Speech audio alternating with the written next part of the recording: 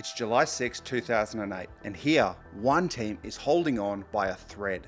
It's the final of the 2008 Asia Cup between India and Sri Lanka. India's Virender Sehwag is tearing Sri Lanka's bowlers to shreds. Not good bowling. 4 fours in the over, 16, 27 without loss. Despite an early breakthrough, Sri Lanka's bowlers can't seem to find an answer for Sehwag's onslaught. Every shot pushing India towards another Asia Cup title. 7.5 overs is all it takes for Sehwag to reach his 50. India already bringing that required run rate down. Sri Lankan captain Mahela Jayawardene is forced to bring his first change bowler on early, only to receive more punishment. Another one. That ball was travelling. None of Sri Lanka's pacers had an answer early on. But Mahela, he had a wild card in his pack, a player shrouded in mystery that had been described at times as unconventional, who had a technique that made the ball do things that almost no one else could do at the time. Mahela must have been hoping to save his overs for later, but at this crucial stage, Sehwag had forced his hand. And I'm not talking about Mutai Muralitharan either. For over the past year, reports from Sri Lanka were talking of someone else. A spinner who had ripped through the domestic first-class system, taking 68 wickets in a season at an average of 10. Who was unleashed in this Asia Cup and was the highest wicket taker of the tournament. From the southern outskirts of Colombo, honed by his time in the military, Sri Lanka had found another spin sensation. And now was the time for the captain to unleash Ajantha Mendis on this game. Comes down the wicket and gone. What a wicket. He's done it. This is a great breakthrough for the Sri Lankans. Ajantha Mendis has done the trick. The results were almost instant. Sehwag gone off his second ball, Yuvraj 2 balls later. By his third over, he had 3 wickets. By his fourth, he had 4. Has he been given? Yes, he has. Mendis has got 4. From 1 for 76, India were now 5 for 97. Mahela takes him off for a spell and Murali gets his first. But it's not long before Mendis is back in the attack to take his 5th and 6th wicket for the innings. On this day, not even MS Dhoni could save India, as Sri Lanka win by 100 runs and claim their 4th Asia Cup title. Kulasekwe finishes the job, and Ishant Sharma has been castled to allow Sri Lanka to take out this final by 101 runs. With figures of 6 for 13, you've just watched the arrival of Ajantha Mendis on the world stage, ready to take on all comers. But not everyone in the cricket world was convinced. Was this a flash in the pan? A one-off freak performance, or something more? Cricket fans waited with anticipation as Sri Lanka welcomed India back to its island home. And for Ajantha, it was time for him to show his talents to the world. The world of spin bowling has long rotated upon 2 opposite poles, leg spin and off spin. For decades, their techniques and tactics have been handed down from generation to generation, creating lineages and bringing success to teams all around the world. Terrific. But in the eternal contest between bat and ball, there have been bowlers that have sought to blur the lines between leg and off spin to gain a unique upper hand, to use unusual grips, a sense of mystery, and impart their own unique style to win the day. The lineage of mystery spin is perhaps not as strong as the others, but it is just as interesting. One could arguably say that it started with Bernard Bosanquet, an Englishman who played in the 1900s. See, leg spin had already been around for some time, but taking inspiration from a game called Twisty Twosty, he devised a way in which he could bowl the ball and get it to spin the other direction. That delivery is now known as the googly, or the wrong'un, a staple of the modern leg spinner's bowling arsenal. Moving forward to the time of black and white TV, an Aussie called Jack Iverson devised a new way to spin the ball while on deployment during the Second World War. It involved wedging the ball between his thumb and middle finger and flicking it forward towards the batter. He would explain that depending on which direction his thumb was facing, it would turn to leg, towards off, or straight on. This technique was so radical and different for the time that during the Australian national team practice sessions, his Victorian state captain Lindsay Hassett, who also happened to be the Australian captain, told him not to bowl it to players from New South Wales because his technique could win them the Sheffield Shield. Iverson's only test series would be the Ashes of 1950-1951, where the Aussies won 4-1. Iverson took 21 wickets in 5 tests, finishing with an average of 15.2. It would be 2 decades before that unique grip would surface again in the international arena, this time through the hands of another Australian, John Gleeson. John's skill would help Australia to beat a Garfield Sobers-led West Indies side in the late 1960s. But for the rest of that millennium, from my research at least, this new grip seems to largely disappear from the international cricketing world. That is, until the 2000s, where in a town south of Colombo, a young Ajantha Mendis begins to play with it. Now, is there a direct physical link between Bosanquet, Iverson, Gleeson and Mendis? Well, no. But the common thread that ties these four together is a willingness to innovate and do things a bit differently. Separated by continents and decades, 2 different eras, and 2 different circumstances, Iverson and Mendis would have the same stroke of individual ingenuity. For Mendis, this would be the catalyst for what we saw in that earlier Asia Cup final. But there was more to Ajantha than just that bent finger delivery, or the carom ball as it's now known. Arguably, a spin bowler's greatest weapon is surprise, or guile, to bowl a ball to a batsman and in that split second it takes as the ball is coming down to them, have them make the wrong decision on where the ball is going to go next. Of all of his strengths, Ajantha's game seemed to be based on making that split-second decision as difficult as possible. At the time, apart from the cricket nufties and the older generations, wider memories of Iverson and Gleeson had been close to forgotten. Even though it wasn't the case, much of the world was seeing this unusual delivery as a completely new technique. Mystery seemed to surround his bowling early on. At that time, it wasn't just the batters that couldn't pick him, but commentators, writers and us fans just didn't know what he was doing with his fingers to make the ball do that. He had a variety of different deliveries as well. On paper they listed him as an off spinner, but there was of course the carom ball, as well as a top spinner and one that simply went on. He also had the ability to bowl the googly and the leg break, all delivered with minimal differences in arm angle or noticeable grip change. His time in the military also seemed to seep into his overall approach to the crease. His slightly angled run up to the crease was without fuss, a few steps running directly towards the stumps and then into his delivery stride. It was his accuracy that really made the difference. The flat trajectory of his deliveries more often than not threatened to hit the stumps. Batters simply had to play at him even when they were largely guessing as to which way the ball was going to go. And the kicker to all of this was that Mendis had Matthias Muralitharan as a partner in crime.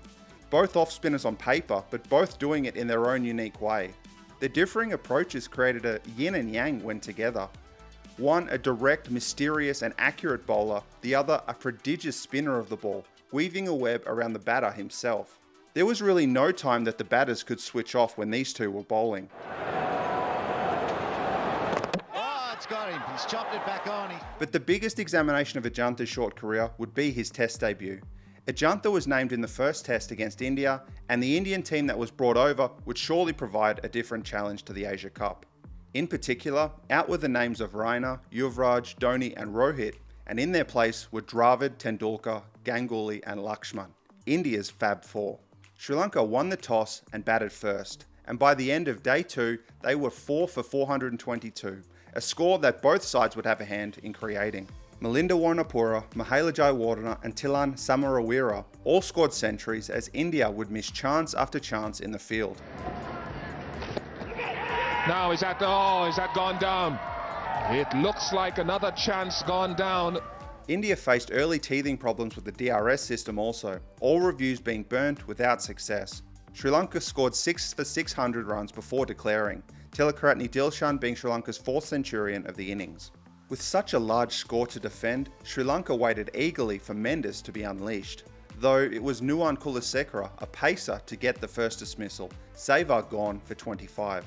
When Mendis was finally given the ball, a hint of nerves began to show, some loose deliveries punished. But it wasn't long before Ajantha got his first Test victim, and what a scalp it was.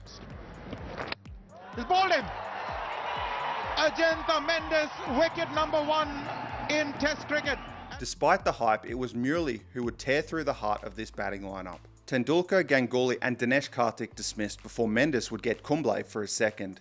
The infamous M&M partnership of Murali and Mendis seemed for the first time in Tests and would take all bar one of India's wickets in this innings. Bowling them out for 223, trailing by 377 runs, Mendis had 4 for 72. Following on, India's second innings would also succumb to M&M. Every wicket of this innings taken by these two spinners. Mendis finishing 4 for 60 and Murali 6 for 26. Sri Lanka taking the first test by an innings and 239 runs. In his first test, 8 wickets for Mendis. Bowled him! And Ajantha Mendis has struck once again. The last Indian wicket is down and Sri Lanka win this test match. The second test, in the shadow of Gaull's historic fort, would see Mendis' wicket taking continue, albeit in a losing side. India's innings blew both red hot and ice cold. Sehwag scored a double century with 22 fours and 4 sixes, but 8 other batters failed to get past single digits. Mendis' fingerprints all over the dismissals. His figures 6 for 117 and India all out for 329. Sri Lanka would be bowled out for 292 in reply, still trailing by 37 runs. Mendis' 4 wickets of Gambhir, Lakshman, Kumble and Harbhajan would get him his first 10 wickets in a single test match. Sri Lanka eventually losing by 170 runs. The deciding test was back in Colombo, and it saw Sri Lanka with a chance to secure their first Test Series win over India since 2001. Although Eminem had the upper hand over India's batting order in the previous 2 tests, it was the injection of velocity from Damika Prasad that accounted for Sehwag, Dravid and Tendulkar early on. With that groundwork set, Eminem resumed business. Murali with 2 wickets and Mendis 5 for 56, bowling with a stingy economy rate of 2 in his 28 overs. India all out for 249. The timeless classiness of Kumar Sangakkara would propel Sri Lanka into the lead. His 144 off 288 and 14 fours formed the basis of Sri Lanka's 147 run lead. A fast start by Gambhir and Sehwag was doused once again by Damika Prasad. Such was the confidence that Mahela Jayawardene had in his 2 spin bowlers that he would throw them the ball and let them work. Of India's 87.5 overs at the crease, Murali and Mendis would bowl all but 16 of them. Dravid and an injured Lakshman formed the most stoic partnership of the innings, between them accounting for 129 runs off 323 balls. That partnership finally broken by Ajantha. He's got him, the breakthrough has come and he's done it from round the wicket. He's not going to go, is he? Yes, he's given out. A hard-fought 122 run lead would eventually become the total that Sri Lanka would need for a series victory. 2 early wickets provided an early scare. Hit the pad first. Should be outgone. But captain Jayawardene and opener Warnapura would see Sri Lanka home, clenching the series win. Debutant Mendis would finish with 26 wickets in the series at an average of 18.38, enough to name him Player of the Series. Even though India would come back with a vengeance in a closely fought ODI series, Mendis' performances with the ball would carry on into the limited overs formats. He once again shot to the top of the wicket takers list for the series, with 13 dismissals at an average of 11.69. Ajantha's biggest performances of that series was 3 for 21 in the first ODI in Dambulla and 4 for 10 in the last ODI of the series.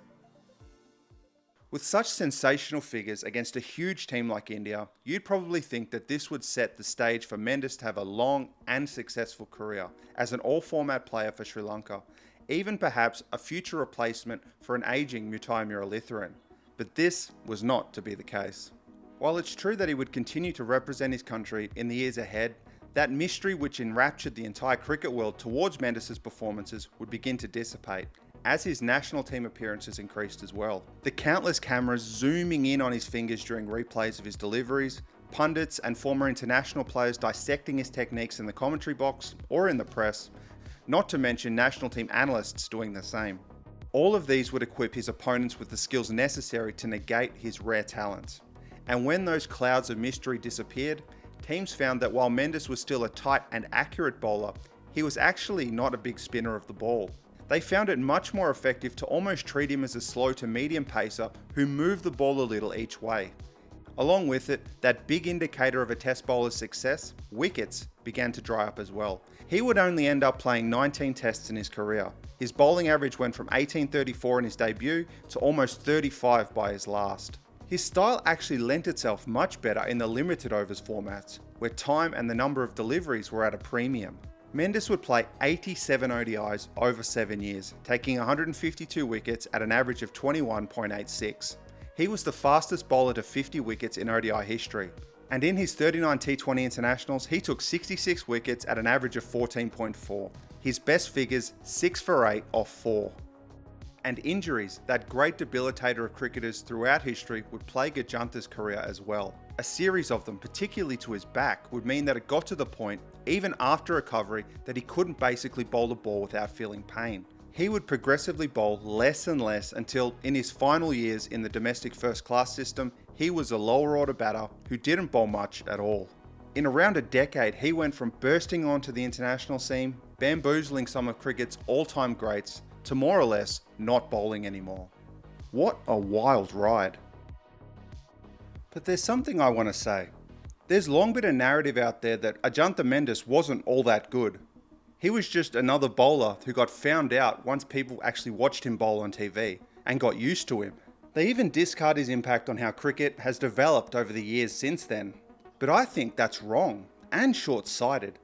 The lasting impact of a cricketer shouldn't always be defined by the numbers or how they stack up against others, especially when those someones are Murali and Ranganaherath. Bowled him, neck and crop. Our game is so often one that is played within an imaginary set of boundaries. From an early age, we're imprinted with an idea of what is a proper way of batting and a proper way of bowling, what you should and shouldn't do. We even romanticize those who are seen to hit technically sound shots or have fluid and graceful bowling actions.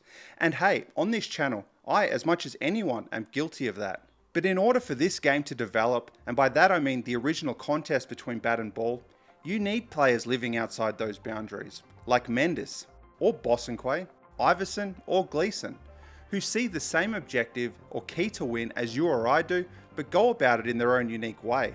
Because that's when those boundaries start to move, and the idea of what's possible with a ball in your hand evolves.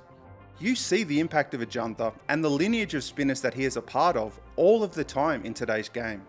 When a player like Ravi Ashwin bowls a carom ball against the world's best, or decides to start bowling leg spin after years at the test level, Mendis helped make mystery spin cool and appealing to a new generation, and you see him all the time in players on today's circuit, like Sunil Narayan, Akil Hussain, Mujibur Rahman, Mahesh Theekshana, and many more.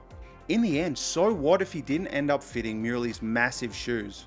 Mendis' real legacy is much deeper than that, and why, to me, that series in 2008 will always be known as the series of Ajantha.